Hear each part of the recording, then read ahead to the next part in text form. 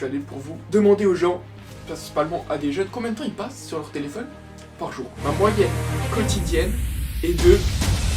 Bonjour YouTube, comment ça va? Les gars, on se retrouve aujourd'hui pour une nouvelle vidéo un peu plus fun que d'habitude. En vrai non, il va y avoir rien du tout de fun, mais je voulais absolument faire cette vidéo parce que je voulais parler d'une chose qui...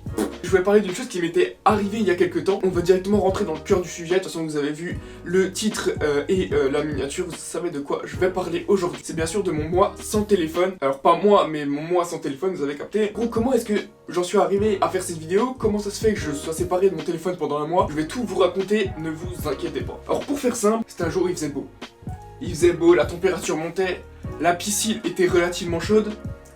Et qu'est-ce que je vais vous faire? Je vais voulu aller dans la piscine avec mon téléphone. Gros con que je suis, qu'est-ce qui s'est passé? Vous le connaissez, mon téléphone est tombé à l'eau. Voilà. Cet iPhone qui est censé résister à l'eau, n'a clairement pas résisté, sachant que vraiment je l'ai enlevé au bout de 10 secondes, je l'ai enlevé de l'eau. Donc normalement il n'y avait pas de souci. Et donc sur le coup ça marchait encore. Et petit à petit, je vois la carte SIM qui se désactive. Je vois le bouton Home qui commence à plus marcher. Je fais... il y a peut-être un petit souci, il y a peut-être quelque chose. Du coup je le mets dans le riz pendant 48 heures, la fameuse technique. Dites-moi dans les commentaires si cette technique a déjà marché pour quelqu'un. En tout cas, moi ça n'a pas marché, je vous le dis. Spoiler, c'est un spoiler, ça n'a pas marché. Voilà. Je me dis, vas-y, je vais faire le gars, je vais essayer de mettre 48 heures dans le riz et on va voir ce qui se passe. Et il s'est pas passé grand chose. Il s'avère que le téléphone marchait encore, en soi-disant, après 48 heures, il marchait encore. Juste le bouton Home ne marchait plus, voilà. Et je voyais qu'il commençait à avoir des grosses traces d'eau au milieu de l'écran. Bon, ça se trouve, ça va s'enlever petit à petit et tout. Et donc, bref, je le mets à charger le soir, parce qu'il avait plus de batterie. Je le mets à charger, et le lendemain, le réflexe que j'ai directement, c'est quoi? C'est d'enlever la prise, parce qu'il était à 100%. Donc j'enlève la prise, et là, donc le téléphone était encore allumé à ce moment-là. Il était en mode veille comme ça, et j'enlève la prise, bam, le téléphone qui coupe en fait. Donc gros court-circuit en fait dans l'iPhone. Et à partir de là, je me dis c'est chiant en fait. Parce que du coup, je vais plus avoir de téléphone, je vais plus avoir de musique dans les oreilles, je vais pouvoir contacter personne sur Snap, etc. Du coup c'est chiant. Et bon, je me dis, bon c'est pas grave, en vrai je peux essayer de faire 100 pour l'instant. Je verrai, j'ai pas envie de mettre 100 ou 200 balles pour aller réparer le téléphone et tout. Donc je savais pas du tout combien ça allait me coûter. Mais je me suis dit vas-y c'est pas grave. Et du coup voilà, j'en suis arrivé à faire cette vidéo car je suis resté plus d'un mois, donc même un mois et demi sans téléphone. Et donc je vais vous expliquer ce qui était le plus chiant dans cette vidéo et ce qui a fait que je me suis décidé à réparer mon téléphone. Du coup, le premier truc qui était chiant, c'était que du coup moi je travaillais à ce moment-là. Donc du coup quand je travaille, on va dire que ça va parce que du coup je bouge pas trop en dehors de chez moi. Mais je fais toujours l'aller à pied pour aller jusqu'à mon travail. Et en fait au fur et à mesure, je me suis dit putain mais ça va être chiant parce que je veux pas avoir de musique en fait dans les oreilles. Je veux pas avoir mes petits AirPods, être posé tranquille. Et ça pour moi c'est un truc qui est primordial, c'est avant d'aller bosser. Tac, j'ai 5-10 minutes de marche, je me dis petit écouteur dans les oreilles, ça met bien. Et là non en fait. Du coup non, je me suis dit ça va être chiant. Et en fait il s'avère que ma soeur, elle a un iPod Touch. Donc qu'elle a reçu en 2010, donc ça fait 10 ans. Du coup je fais tiens, tu pourrais pas essayer de me le prêter? Au pire j'installe Snap, j'installe Twitter et tout. Et donc du coup je vais chez elle, je me dis ouais cool, je vais pouvoir avoir un téléphone, je pourrais au pire installer juste Spotify. En vrai moi il me fallait juste Spotify. Donc je vous affiche le modèle de l'iPod Touch juste ici, pour vous donner une idée. Donc c'est un truc pas trop dégueulasse, qui marchait encore à peu près bien et qui était un peu lent, mais le tactile marchait, etc. Et en fait il s'avère que le téléphone est tellement vieux, on peut plus installer d'application sur l'Apple Store. C'est un peu chiant, je me suis dit c'est chiant. Je peux pas installer Spotify, je peux installer YouTube, je peux pas installer... je peux rien faire en fait. Je pouvais rien faire, donc le téléphone me servait à rien. Et en fait en 2010, donc ma soeur l'a utilisé je crois pendant 3-4 ans vraiment non-stop cet iPod. Je me dis pire elle a des musiques.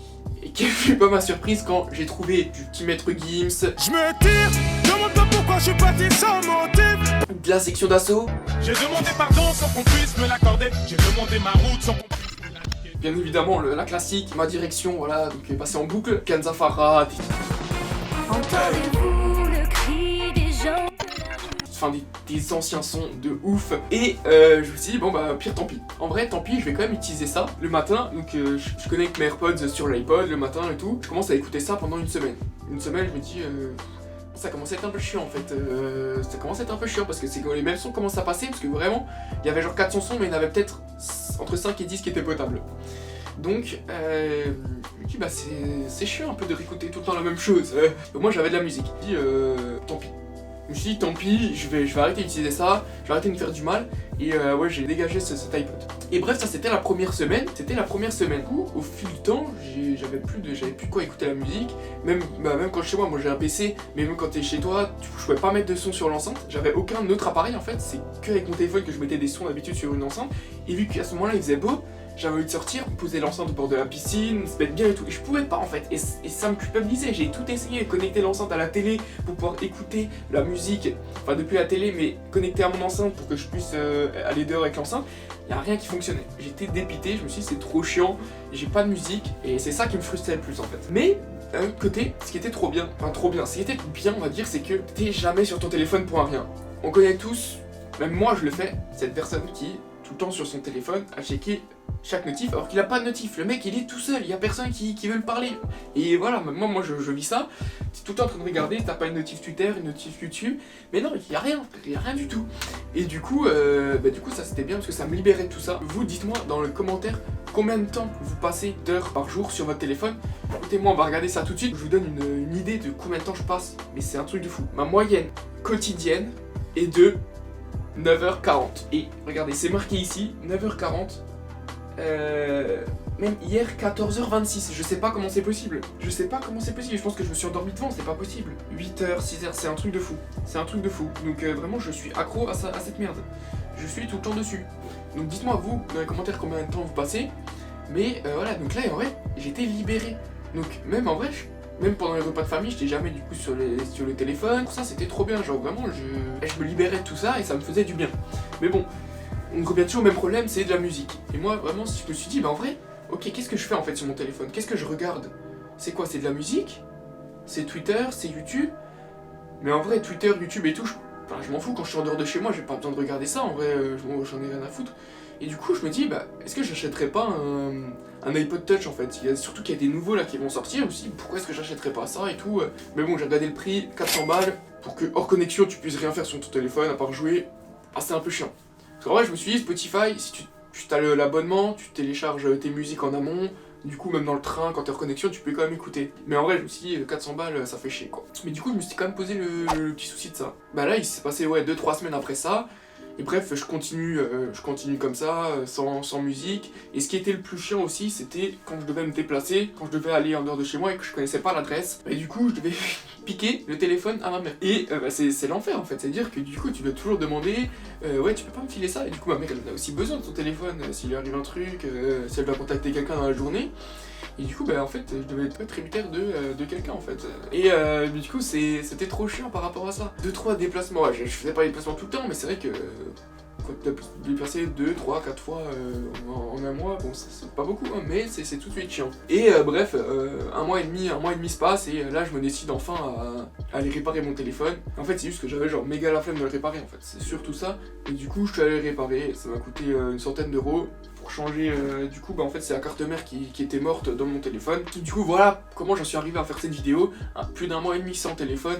Et du coup, je vous ai tout raconté, là, je pense. Galère par-ci par-là. Les gars, là, je vous parle, mais je suis allé en ville, je suis allé me balader et je suis allé pour vous demander aux gens, aux passants, combien de temps, principalement à des jeunes, combien de temps ils passent sur leur téléphone par jour. Du coup, je vous laisse ça. Moi, je vous dis bonne vidéo. Peace. Bon, les amis, je m'excuse pour cette petite intro de type putaclic, mais en vrai j'ai vraiment tout donné. J'étais en ville cet après-midi, du coup pour finaliser cette vidéo, j'étais vraiment trop content, je savais quelles questions poser et tout, presque comment aborder les gens. Et en fait une fois sur place, je suis arrivé, en plus c'était un peu la fermeture des lycées, donc du coup il y a tous les élèves qui partaient et tout des lycées, du coup tout le monde était un peu en speed, avec chacun avec des écouteurs, en plus avec les masques c'est horrible, enfin c'est hyper dur d'aller vers les gens, et c'est la première fois que j'essayais cet exercice de faire une espèce de micro-trottoir et tout, et en fait c'est un exercice pas évident, donc en vrai, vraiment, grosse pensée à tous les youtubeurs qui font ça, et qui... plus moi c'était un truc un peu... Pas hyper drôle, enfin je veux dire c'était un truc un peu sérieux et tout, même si voilà c'était un peu... J'avais préparé des questions un peu drôles et tout, mais tous les youtubeurs qui font ça sous le ton un peu déjanté et tout, je sais pas comment vous faites. Vraiment, je sais pas comment vous arrivez à aller vers les gens et être aussi tranquille en vrai. Et du coup, j'ai essayé de faire cet exercice. Je suis désolé, peut-être pour une prochaine. Peut-être dans un endroit, parce que j'étais quand même dans une grande ville, donc peut-être dans un endroit un peu plus calme, avec des gens qui passent tranquilles, des gens posés dans un parc. Mais du coup, je suis un peu désolé pour ce petit putaclic. Mais allez, on se retrouve pour une prochaine. J'espère que vous avez kiffé la vidéo. Peace!